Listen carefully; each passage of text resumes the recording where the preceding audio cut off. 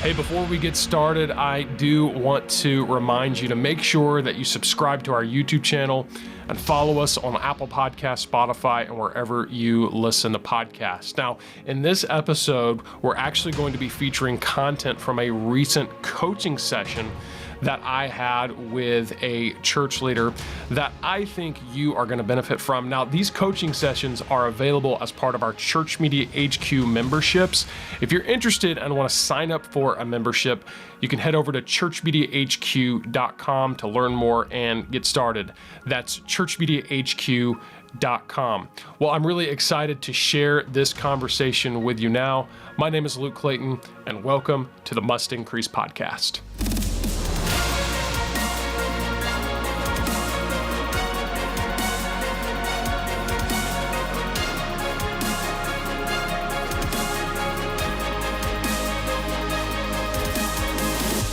Well, then like I said, let's get right to the kind of main topic, talking about your social media strategy.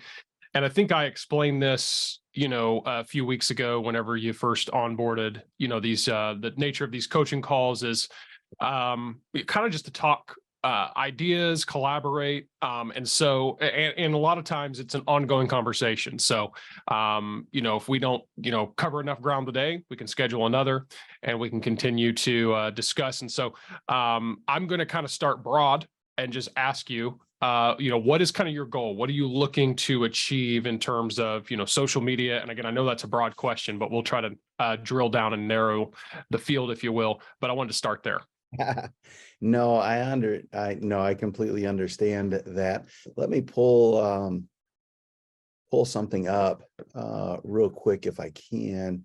So give me just a moment, please. Because several years ago, I did sit down and I tried to put some things together in regards to, what is social media, what's its purpose, etc. Because I don't even think that there's necessarily, at least from what I've found, necessarily one definition of exactly what is social media to begin with. Sure. When you talk about social media, some people talk about, they specifically Facebook, Instagram, TikTok, what have you, but a broader definition of exactly what that is. And one of the things that I came away with was that social media is really, it's a tool that allows you to be able to interact and to share and consume information with one another. Mm-hmm. I remember one of the spiritual leadership conferences that I went to back in the early 2000s. One of the sessions that I went to, and I can't remember if it was Jeremy Lofgren or who it was that was actually doing it. The topic of the entire session was Web 2.0. Standpoint of being able to actually interact with people instead of something that's static. So that's kind of the big takeaway from me, is that social media is a tool, allows us to interact, to share, to consume information. The second question that I've had to kind of wrestle with is it necessary? Is social media necessary? One of the things that I've came away with is, for me, social media is not necessary. I could live my life without social media and I would be 100% A-okay. Yeah. But is it necessary for our ministry? I think that's a question that every ministry has to answer. And I don't know that it's necessarily going to be answered the same for every ministry. There honestly would be some ministries, I think, that could answer it and say, no, it's not necessary for me. For us, because of where we're at, because of where we're located, I do believe that it is, to a certain extent, necessary. So from there, the next question is, a strategy for actually using it. That's something that we've not necessarily, that I've not necessarily been able to settle upon. We don't have per se, a social media strategist on our staff. I know a lot of churches are beginning to hire, staff members, and part of their, job description is social media strategy. We're not there yet to hire someone like that. But in the process, in the meantime, so what do we do? If we had a somewhat of a laid out strategy, it would be a little bit easier for myself or for somebody else to actually kind of do it. Instead of just saying, here, you do it. Yeah, yeah. No, I Figure get out it. figure out what you're going to do and just go for it. Yeah, Uh, so that's why, and them coming to you to say, okay, hey, what kind of a strategy can we put together, and then from absolutely. there, let's go with it. Yeah, I will say this: I don't know if it's something that you maybe are aware of or not, but currently I use Canva quite a yep. bit. Hmm. They actually allow nonprofits to use their pro service for free. Yep. Okay. Correct. All right. Hmm. Didn't know if you were aware of that or not. So we've got access to that, which gives all the tools as far as graphics and so on, Hmm. scheduling and all that kind of stuff. So we've got the tools. I just need a strategy Sure. to actually put that all to good use. Okay. Yeah. No, that's good. And you've got a good, I think you got your mind wrapped around it pretty well as far as a good, as far as like you were saying, uh, understanding what the purpose of it is for your church, and so I kind of, I do pretty much agree with everything you said. Nothing I can think of that's like, oh, hold up, you're off on that. So I think you're good on that. I'll kind of, first thing I want to talk about is, of course, this. The thing about social media, and I'm kind of like you personally. I personally, social media, not my thing. I check. Have you ever seen there's like the meme out there where it's like somebody sitting in front of like all these security camera screens, and it's like, this is me on social media. I'm watching what everybody's doing, but I am not engaging. I am not posting. Like that's kind of how I treat it. So it's not for me personally, but yeah, you got to recognize it. It has a place in our digital world. And so it's a tool, like you were saying. Now, right now, the thing about social media is the algorithms are constantly changing, and so kind of what type of content does well seems to be constantly changing. So the first thing, kind of as far as talk about the platforms a little bit, I think for the most part, from what I'm gathering, I'm all about what's happening at Twitter in terms of, the takeover and the new direction they're headed, free speech. That's all great, good and well.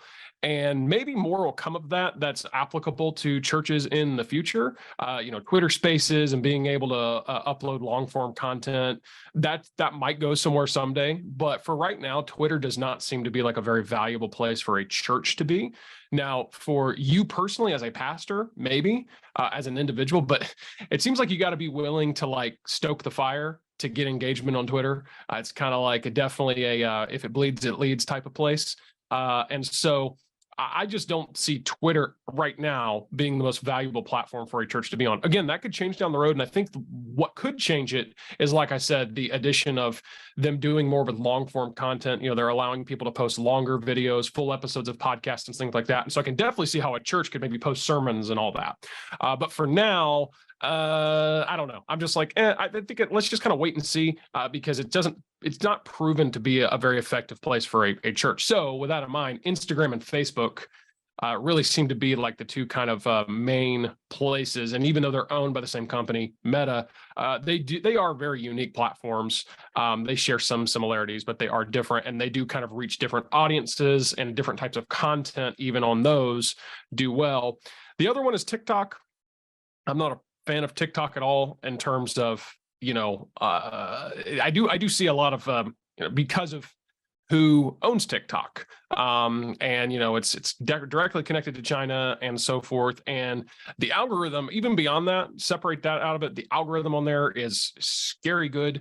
And so, but we ride that fine line of, okay, what content is, or what platforms, or how are we going to use these tools anyways? You know what I'm saying? And so I'm not going to push something ethically or anything like that. I'm just kind of giving you my 2 cents on the matter.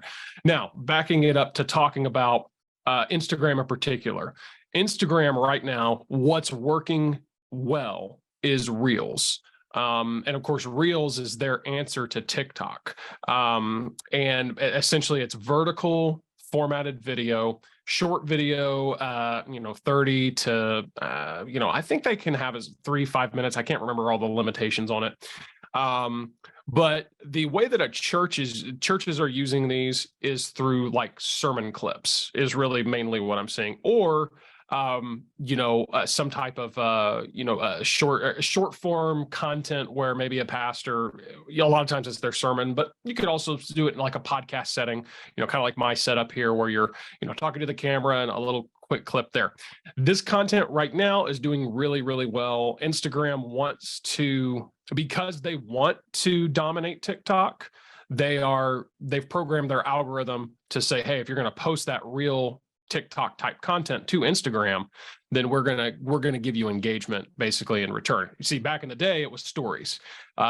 Stories was invented by, or the original concept of stories was actually through Snapchat, and so Instagram added stories to their app and did the same thing, and it worked. They overtook Snapchat, and now Snapchat's kind of phasing out a little bit. It's still relevant, but anyways, I wouldn't say get on that. But anyway, so I'm just Reels is what's doing best, but Reels is also the most challenging to produce because it's video. And so it's one of those things where, a little bit more investment, you're probably going to get a little bit more return because it is a little bit more investment of energy and time and all of that.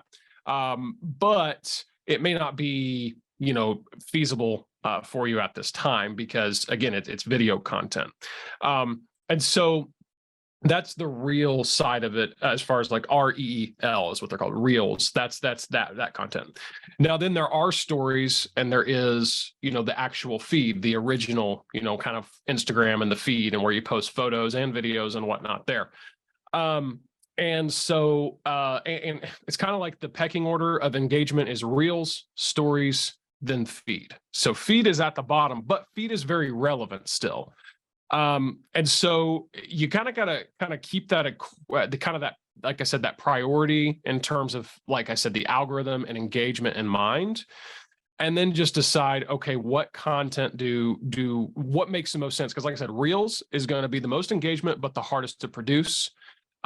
Stories is going to be second, but again, it's not as easy to produce as feed content, because feed content is where you just, you can schedule all of it, like you said, directly out of a tool like Canva or Buffer, or even Instagram has built-in tools for that. They are allowing you to some degree schedule stories now. It's a little bit complex. It's not as cut and dry as it would seem.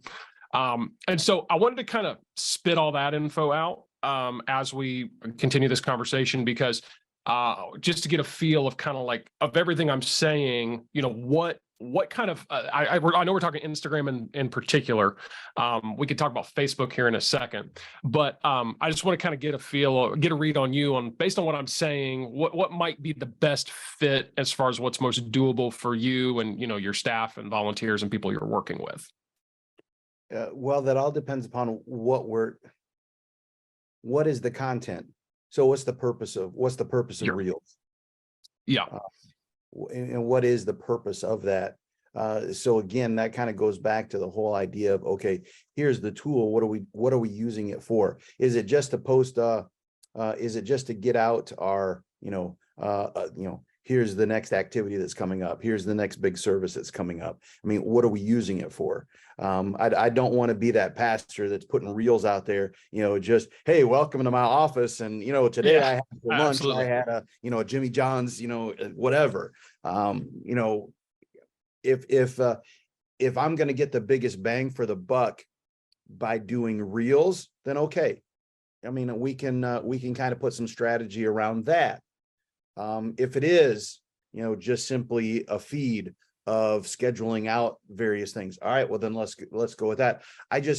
Social media is such a huge thing. Yeah. I can't involve myself we can't involve ourselves in everything. So I want to focus in on, okay, what's going to work, which absolutely.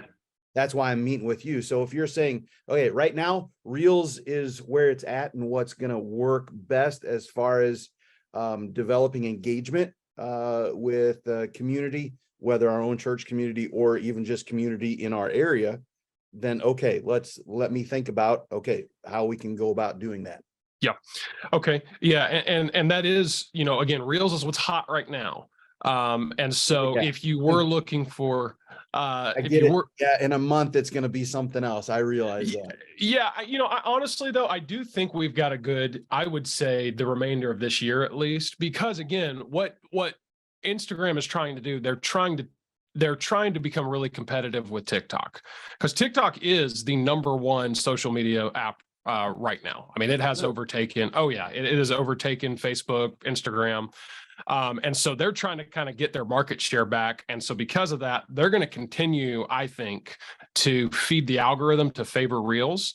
And so I definitely think it's something to look into. And just a kind of a tip on that, if you will, is, it comes down to, like I said, if you want to go with sermon content, like if you've got quality video content of your sermons, because that's going to be, you are going to have to put out something that's quality, to a degree. I mean, it's not the same, and that's a fine line too, because you don't want something to look overproduced, but at the same time, you don't want it to look like, I remember back in COVID, these pastors that were just like setting their phone up literally on their pulpit and getting shots of their double chin. You don't want that either. And so it's a balancing act there. Now, all of that said, the last thing about Reels is like the opportunity that you potentially have with Reels is having kind of like these viral moments. Now, it's not guaranteed, but it's more likely than it's ever been. So you could put a reel out there that does really well for whatever reason, and you see a ton of views, likes, and comments and engagement. But it's not guaranteed, but like I said, it's more likely than it's ever been because of the way they're programming these algorithms. That's the phase where we're talking about the different types of content. There is a second factor to consider on social media, which is the hardest part. And that is the ongoing engagement on your end. So you can post, whether you posted reels, stories, feed, doesn't matter. You can post that content, but and that's kind of like that kind of plants the seed. But really what waters and grows your audience is the ongoing engagement. So for example, you post, doesn't matter what it is, let's say it's a reel, or even just something in the feed, and somebody comments. Okay. If you're good at social media, you jump on that comment, you respond, you engage a conversation, and you actually continue with the engagement there.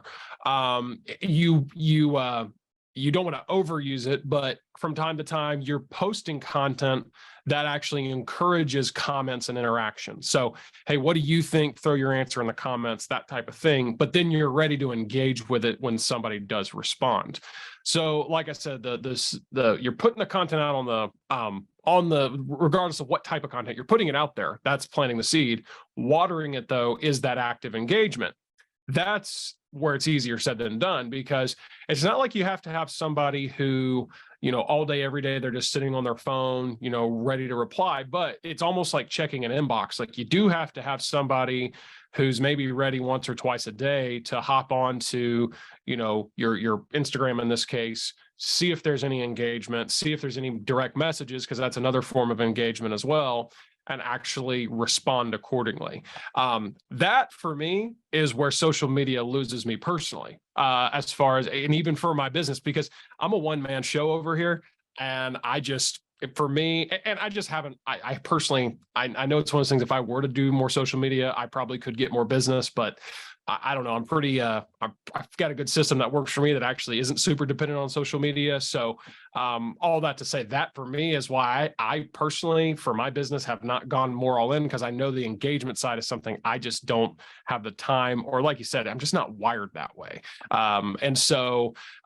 Anyway, so that's another kind of a component to consider. That's really regardless of where you post the content. You got any thoughts, questions about that before kind of I'm moving to kind of my next thought here?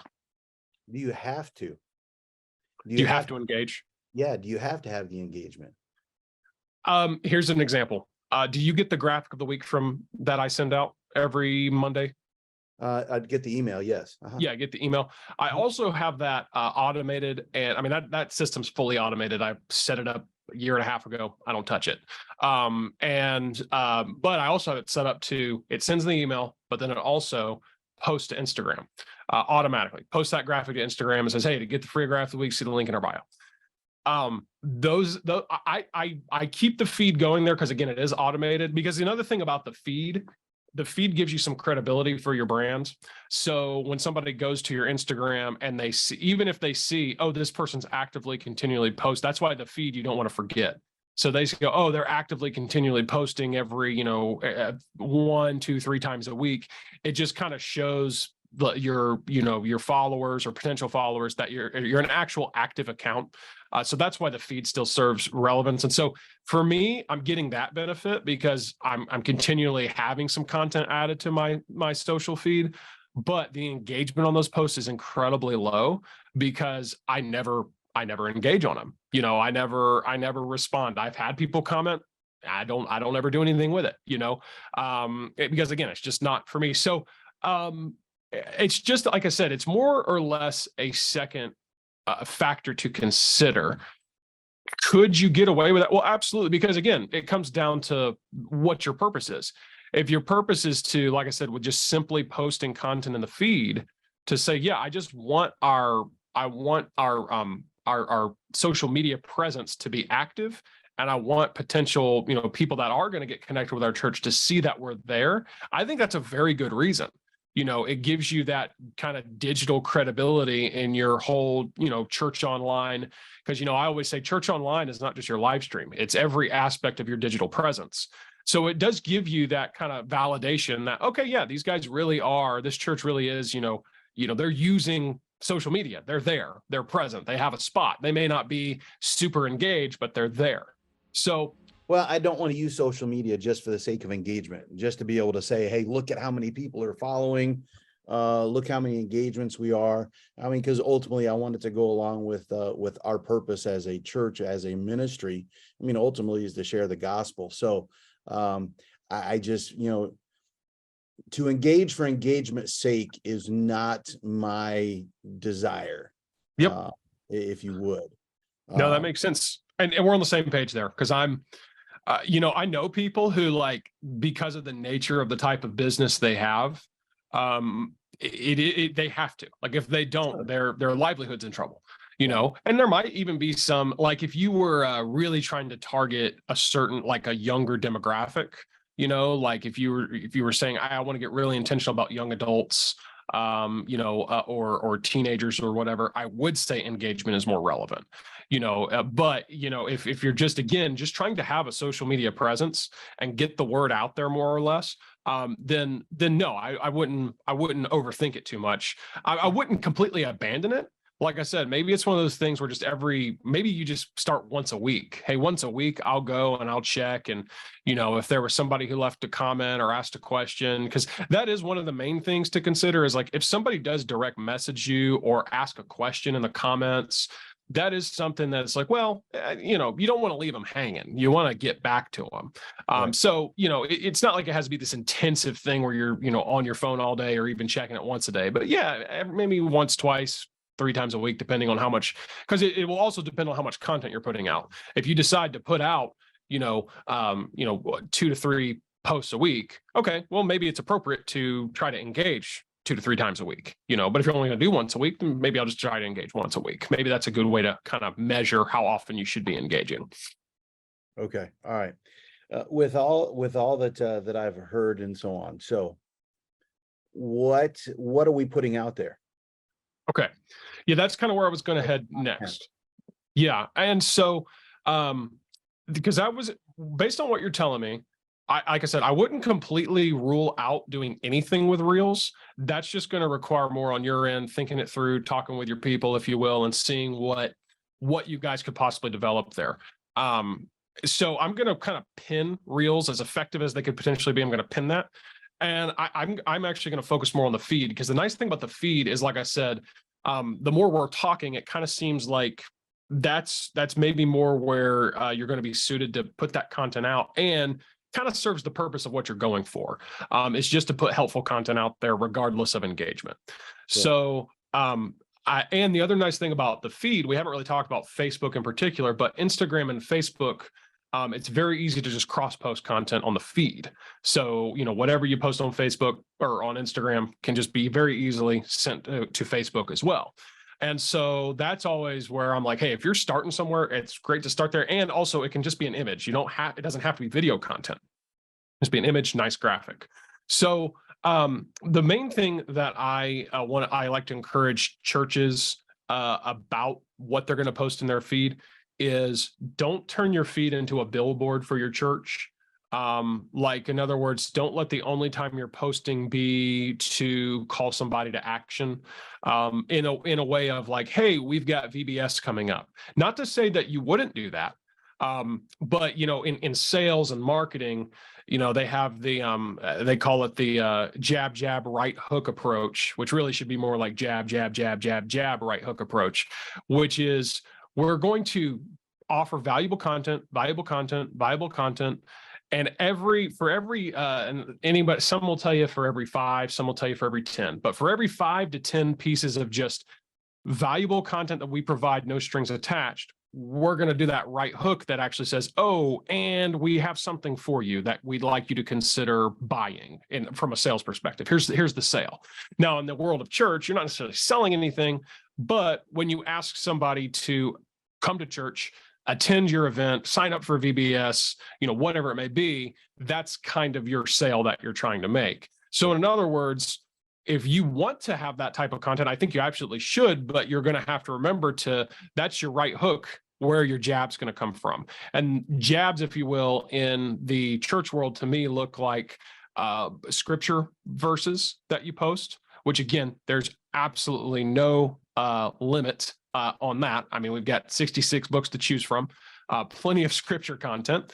And the second thing is, if you want to, obviously mix it up, is sermon quotes. Even if you don't, post actual video, clips, you can pull quotes from your sermon, or quotes in general, just good quotes from, people of the past, missionaries and preachers and whatever.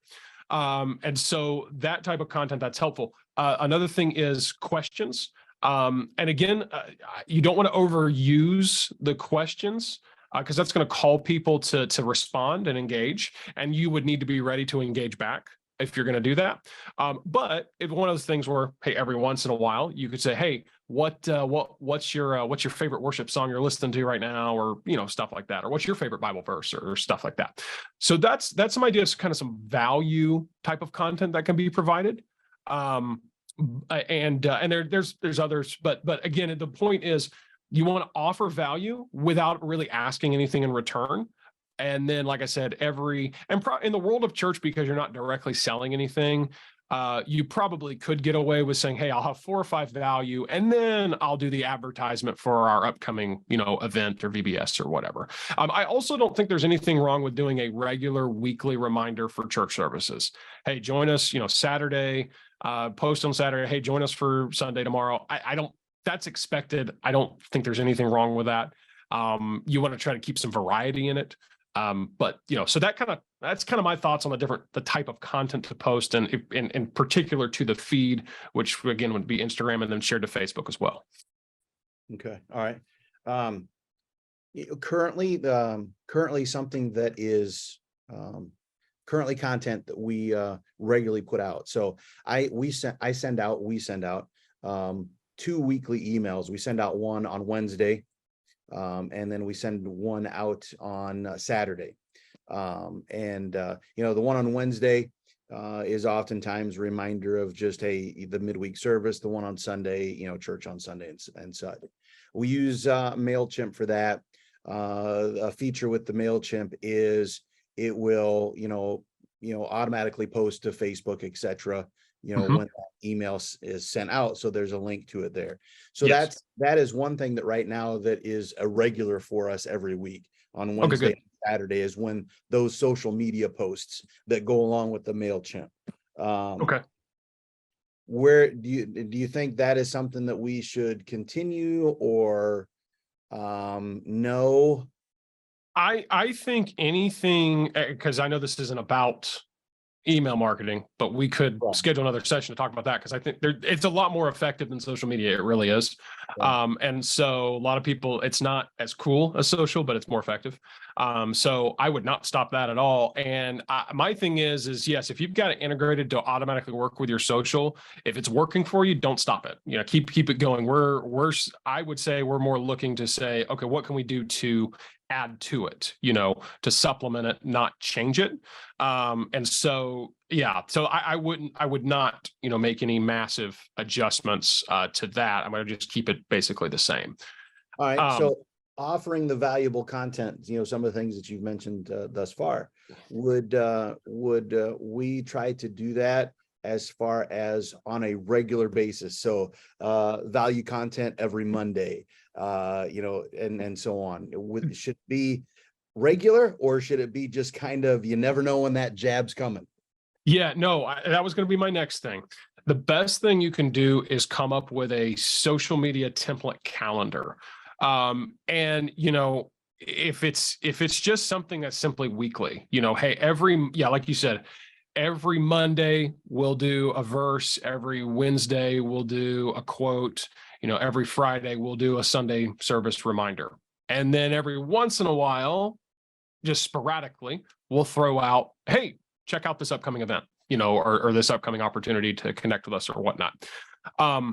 And so, yeah, I was going to say that for me is the best approach to as far as just being able to wrap your mind around it and really make it happen, is to start there. Now, it doesn't say that, because there is also, and again, this always changes depending on what the algorithm's doing, but there's also an element of spontaneous that is good to keep in mind. Like, I've heard people say you need to be 60 to 70% plan and 30 to 40% spontaneous. But the spontaneous content, that really goes in the stories. And the way that might look is you grabbing your phone, and making a quick video. Hey, church, I just want to say hi and encourage you right now. We were maybe something as simple as a quick 30-second recap of Sunday. Like, hey, we had a lot of people there and the sermon was about this, or maybe it's a preview for the next Sunday, whatever. But that content would be, like I said, spontaneous, but don't overthink that. Like, like I said, start with this scheduled structure of what you can do. And then whenever you might have a spontaneous thought like that, like, hey, yeah, try to throw it out there. Let me ask this. So probably 10 years ago, or roughly 10 years ago, I did via Facebook, and just with the camera on my laptop and so on. I did for probably a year and a half. I don't remember why I stopped, but every Monday I did what I always called my Monday memo, which was kind of just a rehash of Sunday and a reminder, hey, don't forget this is coming up, and so on. That's something in my mind that sounds like, that's kind of a Reels type thing. Do you think that would be beneficial to kind of have something like that again, kind of starting the week off? Hey, this is what, how Sunday and such. I do. And actually, that's something that, as we would potentially circle back to the Reels conversation, that I was going to recommend is because I think you told me about that back in the day. I think like a year ago or so, you mentioned that you were doing that or wanting to do that. And so, yeah, I actually think that's a great idea. I mean, what is that, how long are those videos typically? Goodness, when I was doing it regularly, it was maybe a minute and a half. It wasn't that long at all. I got you.